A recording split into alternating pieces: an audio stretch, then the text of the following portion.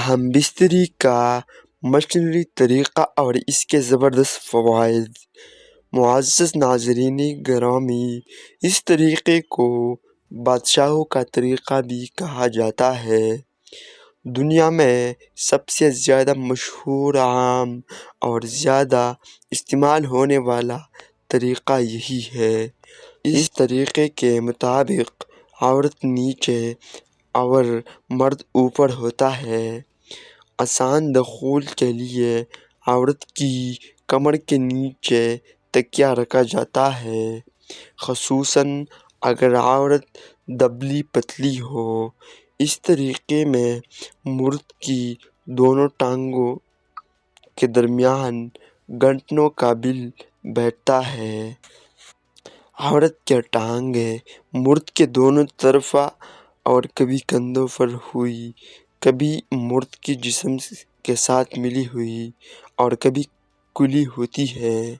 ٹانگیں کھلی ہوں تو دخول زیادہ آسان ہو جاتا ہے۔ اس طرح کے ہم بستری کے فوائد: نمبر 1، اس طریقے میں دخول آسانی سے ہوتا ہے۔ نمبر 2، اس طریقے میں حمل ٹھہرانا نسبتاً آسان اور ممکن ہے۔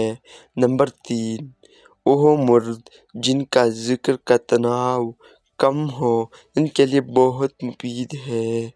نمبر 4، جنسی ماہرین کے مطابق دونوں تجدید نزول کے لیے یہ ایک مفید طریقہ ہے۔ وہ افراد جو زیادہ دیر تک ہم بستری کر سکتا ہے، ان کے لیے زیادہ لطف انگیز طریقہ ہے۔ اس طرح میں خاوند بیوی کے حساس ترین حصوں کو آسانی سے مشغول کر سکتا ہے۔ قرآن مجید میں اس طریقے کی طرف اشارہ کیا گیا ہے۔